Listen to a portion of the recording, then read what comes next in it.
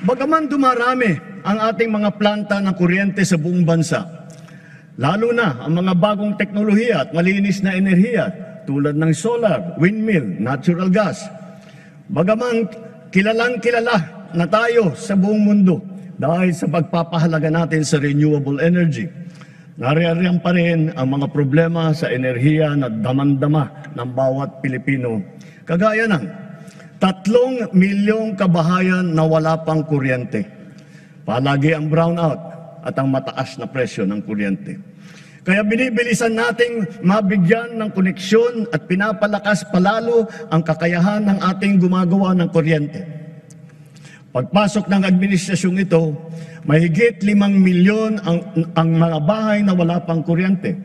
Sa loob ng 3 taon, 2.5 milyong kabahayan ang ating nakabitan na may kuryente na sila. Sa susunod na 3 taon, halos 200 planta ang ating tatapusin. Ito ay may kakayahan magpailaw sa 4 milyong kabahayan o sa mahigit na 2,000 pabrika o sa halos 7,000 tanggapan at negosyo. Hahabulin at tutuparin ng DOE at NEA ang natatakdang dami ng mga kabahayang makakabitan ng kuryente ngayong taon hanggang 2028. Lalo na sa Quezon, sa Camarines Norte, sa Palawan, sa Masbate, sa Samar, sa Negros Occidental, sa Zamboanga del Sur. At sa pagtatapos ng 2028, dagdag na mahigit 1 milyong kabahayan pa ang magkakaroon na rin ng kuryente sa pamamagitan ng solar power home system. Para lalo pang makatipid ang ating mga kababayan at maipagbili ang anumang sobrang kuryente nila, isusulong na ng Department of Energy ang net metering program at pabibilisin din ng ERC ang proseso ng pag-aproba nito. Habang inaayos natin ang komplikado nating sistema ng enerhiya sa bansa upang maipababa ang presyo, pinapalawig pa natin ang lifeline rate. Bukod sa mga miyembro ng 4P, kasama na rin ngayon ang mga pamilyang nasa listahanan na maliit lamang ang kinikita at ang konsumo naman ay hindi lumalampas sa lifeline rate. Hindi ko palalampasin ang nangyari kamakailan sa Siquijor. Dahil sa malawakang brownout, napilitan pang magdeklara ng state of calamity sa lalawigan. Naperwisyo nito ang mga taga roon, ang kanilang turismo, kanilang negosyo, ospital, sari-saring serbisyo. Sa ginawa nating investigasyon, ano yung ating natuklasan? Mga expired na permit, mga sirang generator na halatang napabayaan, kaya sunod-sunod na bumibigay, mabagal na aksyon at kawalan ng maayos na sistema ng pagbili ng krudo at ng mga pyesa. Ipinag-utos ko sa DOE, NEA at ERC na pabalikin sa normal ang serbisyo ng kuryente sa Siquijor bago matapos ang taon. Titiyakin namin na maitatag agad ang mga pasilidad para sa pangmatagalang lunas sa kanilang problema sa kuryente. Hindi na dapat ito maulit-muli. Iimbestigahan ang naging kapabayaan nito at ang iba pang mga katulad na kaso sa buong bansa. Dapat nilang ayusin ang pamamahala ng mga kumpanya ng kuryente at ipag-utos ang pag-refund kung kailangan.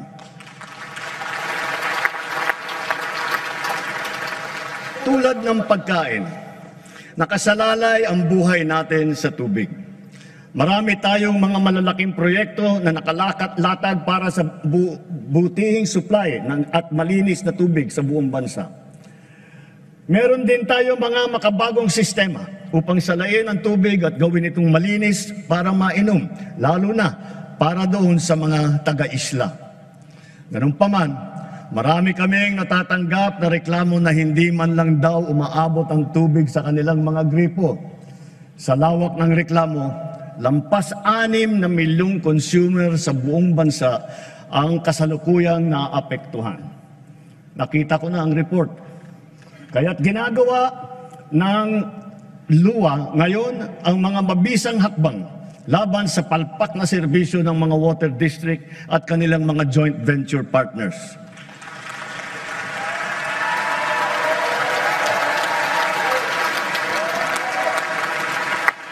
Titiyakin ng luwa na may lalagay na sa ayos ang serbisyo ng tubig ng milyong-milyong nating mga kababayan at gawin mas abot kaya naman ang presyo.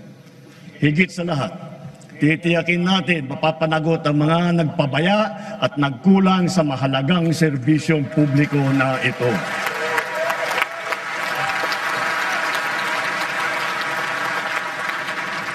Malinaw sa atin ang tumambad na realidad tungkol sa ating mga kabataan ngayon.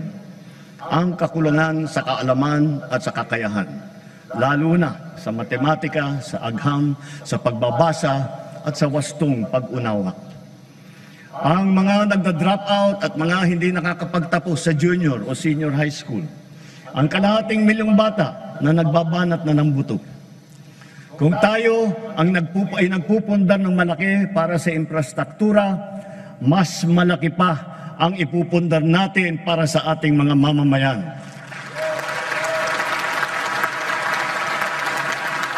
Ito ang pangunahing polisiya natin hanggang matapos ang administrasyon. Puspusan nating inaayos at pinapaganda ang ating sistema ng edukasyon. Sa lahat ng mga pinahahalagahan ng administrasyon, ito pa rin ang nasa rurok. Ngayong taon, sinimulan na natin ang Academic Recovery and Accessible Learning o ARAL program. At pinalalakas din natin ang Early Childhood Care and Development na hango. Ito ay hango sa dalawang mahahalagang batas na ipinasa ninyo dito sa Kongreso. Maraming mag-aaral ang nakakaranas ng bullying o kaya ay nagde-depress. Binabantayan din natin ang mental health ng ating kabataan.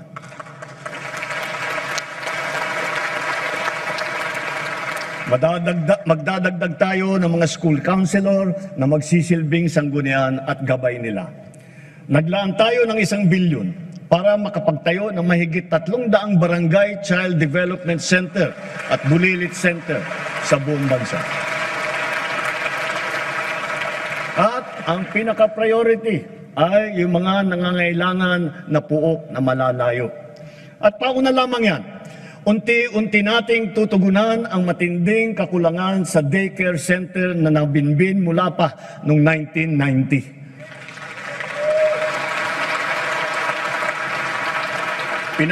Pinaspasan na natin ang pagpabakuna ng mga bata. Sa DOH, kumpletuhin na natin ang bakuna para matapos na sa lalong madaling panahon na kumpleto na lahat ng ating mga anak ay nabakunahan na. Sa ilalim naman ng bagong lunsad na Yakap Caravan, matitignan na ang kondisyon ng kalusugan hindi lamang ng mga mag-aaral, kung hindi pati na ang mga guro. Mabibigyan sila ng libreng medical check-up, libreng lab test tulad ng cancer screening at libre na gamot. Sa nakaraang 3 taon, halos 22,000 silid-aralan ang nabuksan na. Hihigitan pa natin ito dahil talagang nakakaawa ang ating mga mag-aaral. Hindi na natin dapat nabibitin ang oras nila sa klase dahil sa kakulangan ng classroom. Katuwang ng pribadong sektor, sisikapin natin madadagdagan pa ng 40,000 silid-aralan bago matapos itong administrasyon.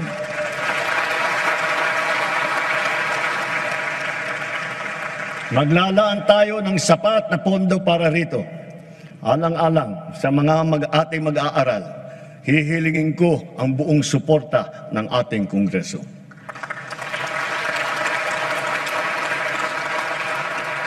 Naging matagumpay ang isinagawang tutoring at remedial program para sa mga mag-aaral nitong nakalipas na taon at nitong summer break. Palalawakin pa natin ito. At maraming salamat sa mga guro at lalo na sa mga ate at kuya na nag-volunteer na tinulungan ang mga maliliit para mas maganda ang resulta nila sa kanilang eskwela. Sa DOLE at sa DSWD, ipagpatuloy pa ninyo ang mga ganitong klaseng internship at pre-employment program para sa ating estudyante sa kolehiyo. Malaking tulong ito sa kanila habang sila ay nag-aaral. Malaking tulong ito sa bansa. Ngayon, nagdaratingan na ang mga laptop na laan para sa bawat guro sa public school.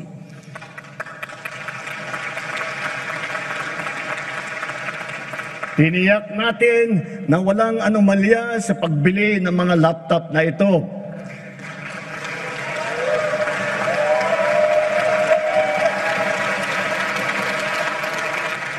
Nakahanda na ang mga high-tech at digital na mga materyales, mga smart TV, libreng Wi-Fi at libreng load sa bayanihan SIM card. Dahil dito, handa na rin ang ating mga estudyante para makasabay sa makabagong paraan ng pag-aaral sa makabagong mundo. Ang pinakamahalaga sa sistema ng edukasyon ay ang ating mga mahal na guro. Asahan po ninyo na hindi gagawing sukatan ng galing ninyo o ng performance ninyo ang dami lamang ng estudyante na inyong ipinapasa, kundi ang dami ng mag-aaral na inyong pinapahusay at pinapataas ang ambisyon sa buhay.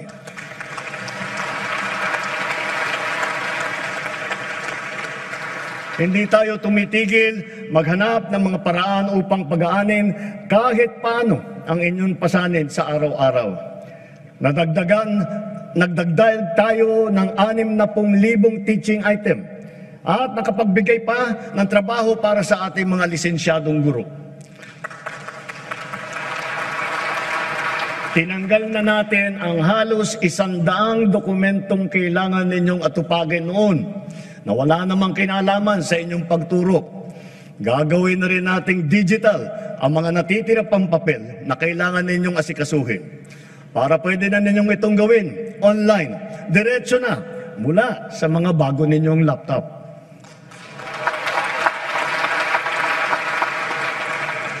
At ngayong school year na ito, makakatanggap na kayo ng kabayaran para sa inyong teaching overload at para sa inyong overtime.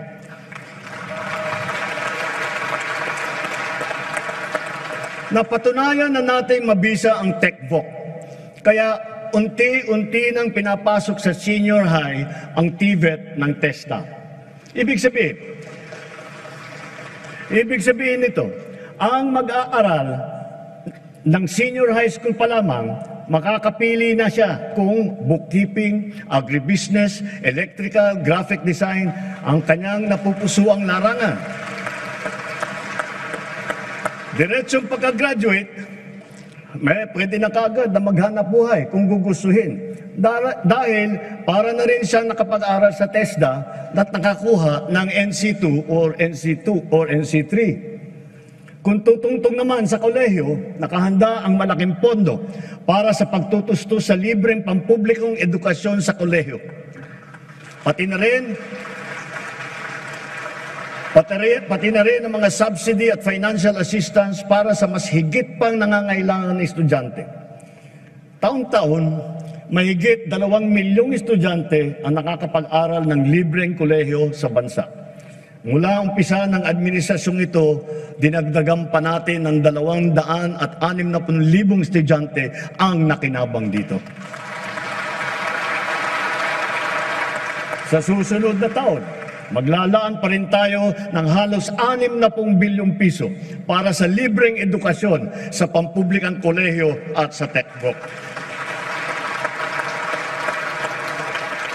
Dumami din ang nabigyan ng scholarship sa TESDA. Nito lamang 2024, higit pa sa 200,000 ang nadagdag sa mga scholarship ng TechVoc. Sa mga kasama naman sa listahan ng NAT4P, itong susunod na 3 taon, bibigyan natin ng mataas na prioridad ang mga anak ninyong tutungtong sa kolehiyo. Kitang-kita natin ang bunga ng mga programang ito.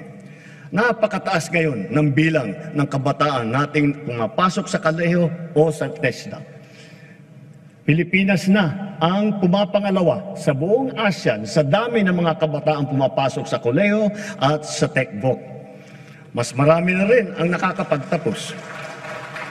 Kaya mga magulang, sulitin na ninyo ang mga pagkakataong ito. Dahil hangad natin na sa lalong madaling panahon, ang bawat isang pamilya ay may anak na nakapagtapos ng kolehiyo o sa TESDA.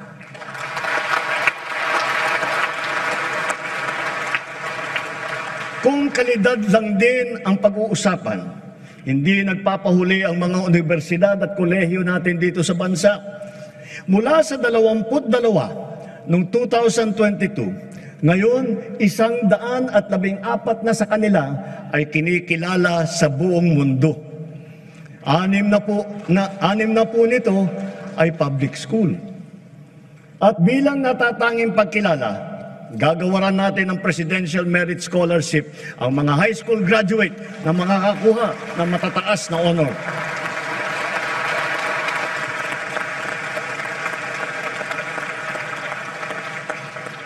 Walang humpay nating ipinapatupad ang mga programa sa pagsusugpo sa kahirapan at patungkol sa kalusugan at nutrisyon ng mamamayan. Tuloy-tuloy pa rin ang ating programang 4Ps. Hangad din natin na amyendahan ang batas ng 4Ps upang matiyak na talagang sapat ang panahon para maitaguyod ang kanilang paghihirap. Maitaguyod sila sa ang mga mahihirap. Mula nang nagsimula itong administrasyon, mahigit 5 milyong kabahayan ang nagbenepisyo sa conditional cash grant ng 4P. Mas maganda pa ang balita na sa 3 taon, halos 1.5 milyong pamilya ang gumanda na ang buhay. Kaya nakakapag-graduate na sa program ng 4Ps. Batid natin lahat ang mga kababayan natin na namumuhay sa lansangan.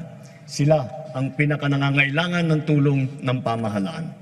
Sa ating mga LGU, hanapin ninyong lahat na ipasok silang lahat sa 4Ps at sa iba pang mga programa ng DSWD para naman maitaguyod natin sila at magsimula na ang kanilang paglakbay tungo sa pag-unlad ng kanilang buhay.